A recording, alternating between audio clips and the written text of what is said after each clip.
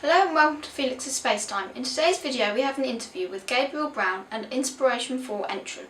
If you like today's video, don't forget to like and subscribe. Enjoy. You ready? Yes, I am. So you applied for the Inspiration 4 seats. Can you tell people a little bit more about yourself? Who are you? Absolutely. So my name is Gabriel Brown. I am a Navy veteran and turned YouTuber, voice actor, musician. When I initially joined the military, I wanted to be in special operations because obviously I wanted to serve my country, but special warfare also it opens the door to a lot of other paths. And I do a lot of things. And my mom always told me growing up, you can do anything you want. And I realized as I got older that I can do anything I want, but I can't do everything I want. I have to pick something. And so I figured, going into the Navy SEALs, learning all of those skills and, hopefully surviving and making it through to the other side, I would have a lot of doors open to me if I wanted to be a photographer, if I wanted to be an astronaut, if I wanted to do those, things, I'd have the opportunity to. But due to a leg injury, I ended up washing out of Navy SEAL training, couldn't get my run times back up, stayed in the military, and I ultimately ended up becoming a singer for the 7th Fleet Band, which I didn't even know the Navy Band existed when I joined. But I ended up touring, and I know we talked about this a little bit, but I have Asperger's, and one of the things that it enables me to do is I have a very good memory. And so I was able to memorize just by listening songs in the native language of our host nations that we would travel to as part of CARET, Cooperation Afloat Readiness and Training.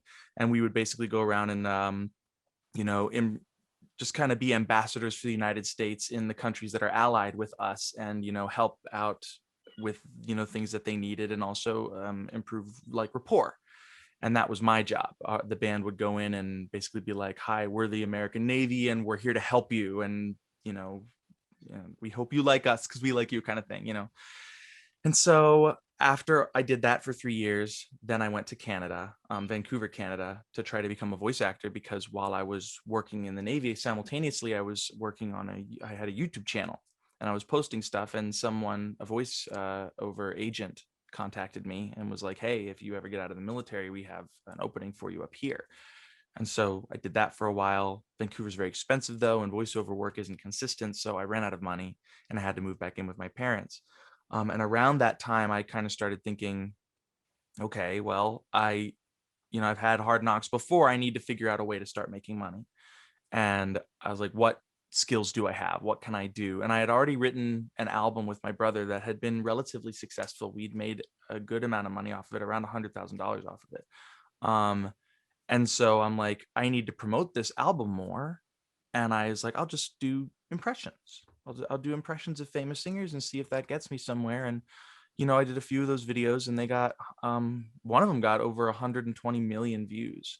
And I didn't make any money off of that, but it did push traffic to my original music and I did make money off of that. And so, in the background this whole time, I'm thinking, well, I'm a musician now and I'm an artist, and that's great, but I don't really get to pursue my love of science and my love of space any more than just being a hobby. So when Inspiration 4 came along, I was like, wow, this is actually an opportunity for me to not only pursue this dream, but maybe to also represent space and the science community to people that may not have heard of it or really cared about it before. All these science channels and everything, they have this massive following among people who already care about space, who already love space. And if I get to go, hopefully I'll be able to share the love of space with my audience of 4.5 million people who just follow me for music, and maybe I can do like music in space and maybe just expand that audience and bring more interest to space travel. Because obviously the more people who are interested in space flight, the faster we advance as a species. You garner more interest, then you get more money, you get more people who are interested in it, and you grow faster. So that's my hope. Wow, very, very successful. Thanks. What got you interested in space? Probably my dad. When I was just a kid, he was always pointing out constellations, and you see that one, Gabe, that's Jupiter, that's not a star, that's a planet. And it's a thousand Earths could fit in. I think it's actually more than that. He was like, but he would tell me all these cool facts about space and how, orbit worked and what a satellite was. And it was just extremely exciting to me watching his enthusiasm. And then as I got older, I started to learn more and more about it. And then I'm also very competitive. So he would build rockets, and then I would want to build rockets, and I would want to build better rockets. And so I did. He challenged me actually a couple years ago and said, because I go through hobbies. Like I have hyperfixation. I think that's also something that comes from Asperger's syndrome. I get hyperfixated on things that I want. I just very passionate, intensely passionate about it. And I had just gone through my laser phase where I was building lasers of all different, 532 nanometer spectrum with the neodymium, yttrium, aluminum, garnet, like resonators, like pulsing infrared to, in the visible spectrum, or the 405 nanometer, like 5-watt blue lasers, pulse lasers, all the, really love lasers. But I was just kind of getting out of that phase because, you reach the peak of a phase and then it starts to lose interest because the amount of effort you put in is not proportionate to the amount of skill you gain. And it starts to kind of become too much work for the amount of return. And so, or money or whatever, what have you. So dad challenged me, your next phase should be rockets. You should build rockets, but you should design it all from the ground up. You should come up with your rocket fuel. You should come up with your engine design. You should do all of it. Like, you don't buy engines, make it all. And so a couple of years ago, that was my thing, was finding out how to design and build. I ended up with a solid rocket engines, or motors, I guess, technically. And I designed 2 different types, one that runs off of potassium nitrate and sugar, which is a very simple, like our candy rocket engine, but most people melt them. I found out that if you blend the potassium nitrate and use powdered sugar and mix them and then pack them into a container, they actually have, like, they're about as dense as concrete. So you don't actually need to melt it. And then the other I used was sulfur zinc. And sulfur zinc burns a lot faster and a lot hotter. And you typically need to use a metal casing for sulfur zinc, but you get a lot more thrust out of it. Man, I tangent too much. So you just let me know when I'm talking too much. I think No, your question was, why do I love space? And now I'm talking about building rockets. um, what skills? You said you were in the Navy for a bit. What skills did you gain in Navy or Navy training that could help you if you were chosen to go into space? That's an excellent question. Thank you. So obviously, being in the Navy SEAL program, we have to be very comfortable in all kinds of extreme environments. So I had a lot of training in water, in cold water. We do something called drown proofing, where they tie your hands behind your back and you have to just basically stay alive for it's not as hard as it looks, but what it's designed to do is keep you calm. The easiest way to deal with drown proofing is to just let out your air, sink to the bottom of the pool, push off, breathe, let out your air, sink, push off, breathe. And so also skydiving training, I had to do jumps into water. I had to land in the water and demonstrate that I could get my rig off and swim underneath it without getting tangled in the lines, without, coming up under the fabric and suffocating. So I have a lot of water training, which we're obviously going to need to do to survive a water landing. And then just extreme environments. The workouts that we did were brutal. But what they do improve your physical ability, but more importantly, they teach you what you're mentally capable of pushing through.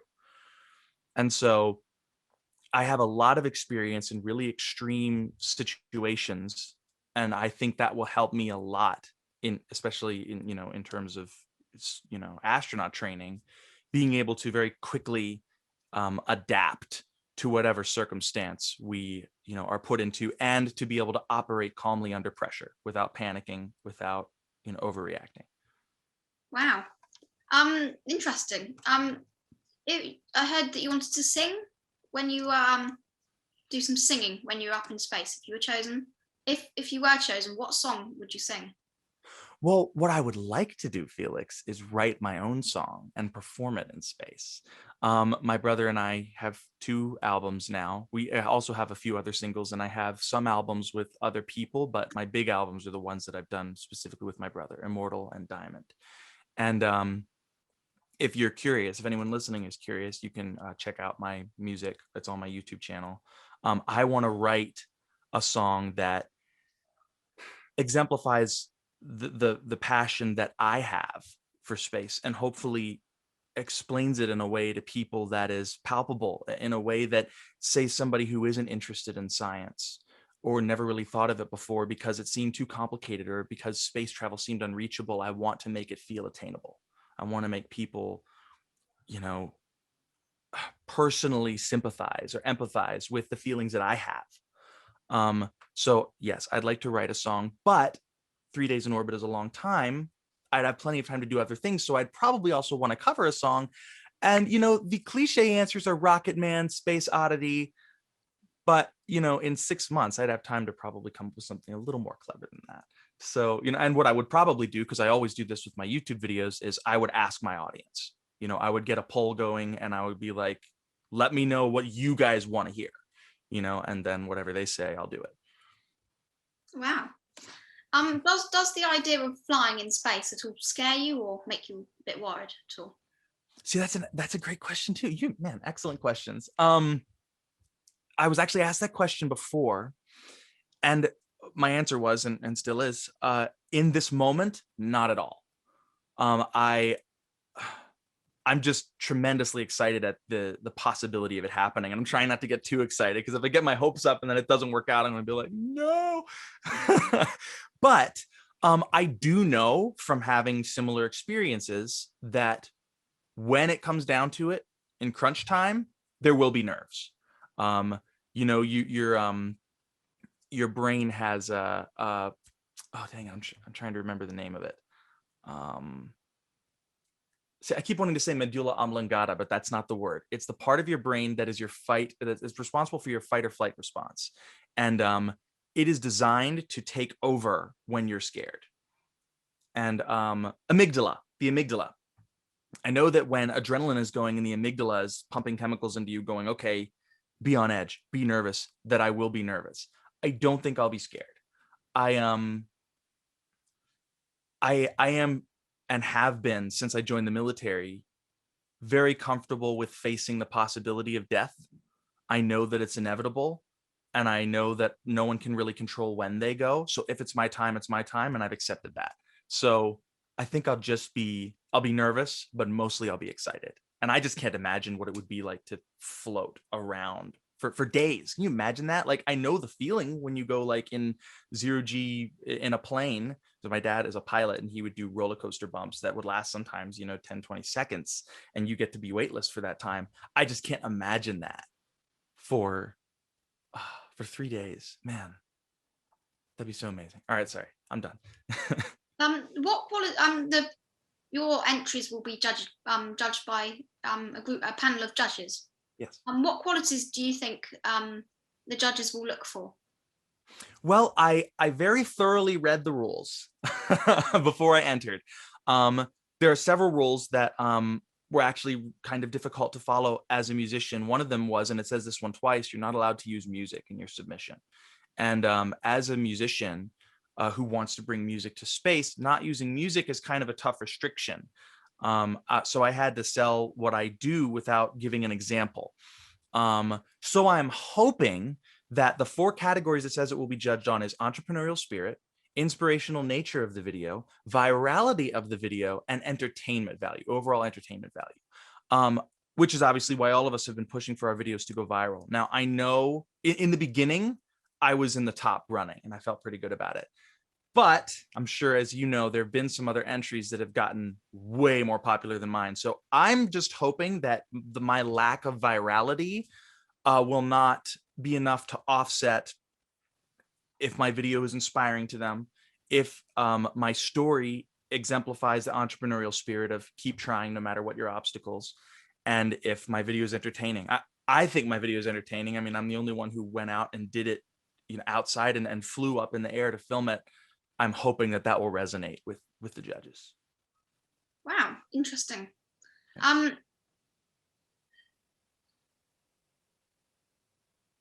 What is one thing that about going to space that you're looking forward to if you're chosen? I think looking down on our planet from above the atmosphere is the thing that I keep thinking about. Obviously, there's a million different things. Like floating around, putting something, just having something float in front of me, like in all of the recordings and all of the videos that you see, and doing that in real life and feeling what that feels like to be, 0 Gs or microgravity. And building up the team, and there's a million things I'm looking forward to. But if I have to pick just one, it's probably looking down at our planet from 4, maybe even 500 miles high. I know Commander Jared Isaacman was talking a little bit about that. One of his goals might be apogee, going as high as he can, and possibly looking down on Hubble. And Hubble orbits at around 340 miles. So we'd at least be going higher than that. And wow. Also, imagine looking at the night sky with absolutely no atmospheric disturbance. That's a new word. Like, just, you're in space. There's nothing between you and the stars. I can't even imagine the contrast of the black and the white of the stars. And the sun would be purely white too. I mean, it appears yellow to us because it's filtered mostly through the atmosphere, and the higher frequencies get filtered out. So the sun would just be bright white. Probably get sunburned pretty bad if we were exposed to it for too long. I'm sure they have UV treatment on the windows and the Dragon, though. That's my answer. How much money have you raised for so far for St. Jude, and how did you raise it? So most of the money is off the store. I've raised a little over $1,000, and then I've also been donating my money daily to St. Jude, and that's been around, I think it's been around 500 total. So 1,500, and by the end I'm hoping to be at least in the $2,000 range. And I've already maxed out my entries, but that's no reason to stop donating. I mean, it's an amazing cause, and any way I can help, I'm happy to. Wow. Can you give a advice to any aspiring YouTubers like yourself? Oh, absolutely. So I would say some of the advice applies to everything in life. If you really want it, don't stop pushing and don't get discouraged. It's very hard, especially now, to establish an audience. YouTube is constantly changing the algorithm. I remember when I had around 1 million subscribers, YouTube implemented something where they stop notifying your subscribers unless they turn on notifications. And that was very disheartening, because you spend all this time to build up subscribers, and then YouTube basically says subscribers don't mean anything anymore.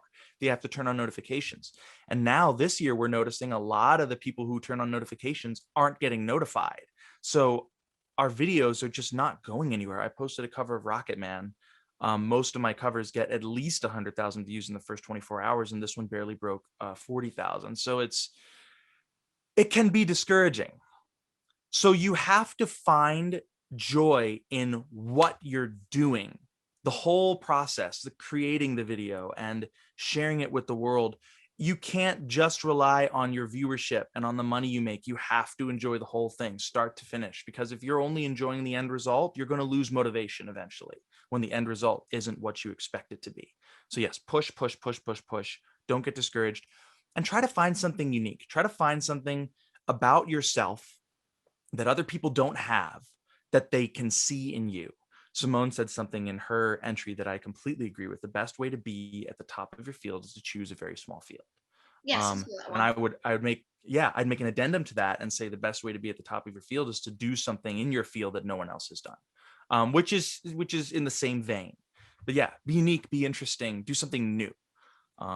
And yeah, even if the newness is just your unique personality, it's often enough to grab people. I mean, look at Markiplier. He posts very, what I would call cliche content, gaming videos, try not to laugh challenges, but his personality is so unique that he gets millions of hits on all his videos because people like his personality. So yeah, there's my advice. Wow. What's your future plans for space and for your YouTube channel? Well, right now I'm in this limbo state, right? Because if I go to space, a lot's going to change.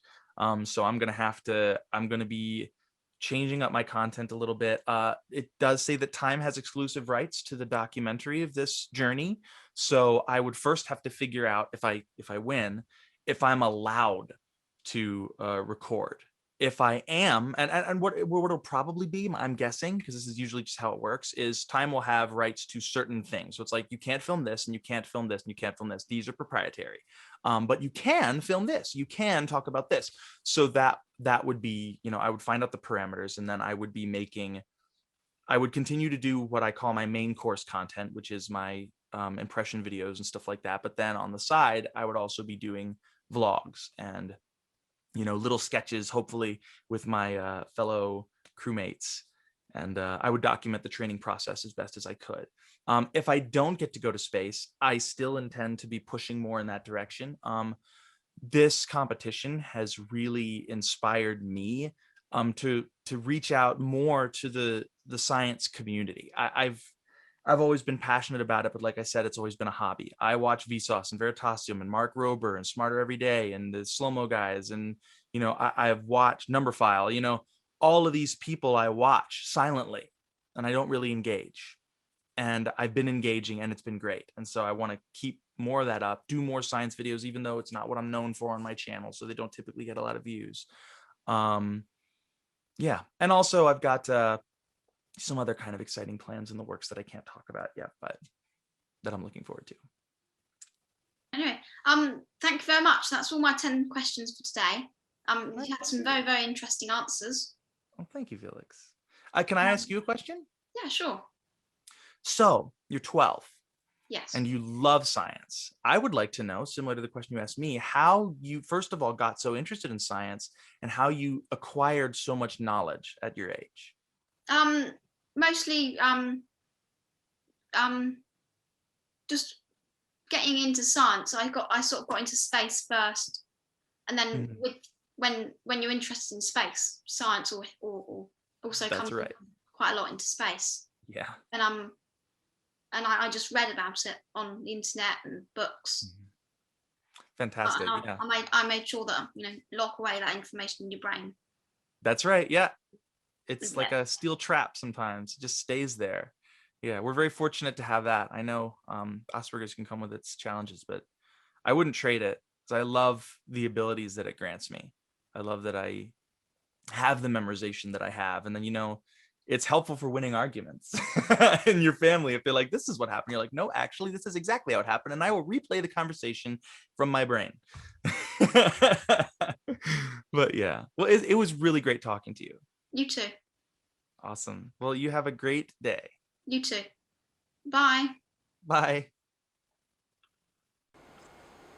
I hope you enjoyed today's video. Coming up, we have more interviews with Inspiration 4 entrants and an interview with a retired NASA astronaut. So don't forget to like and subscribe. Goodbye. What?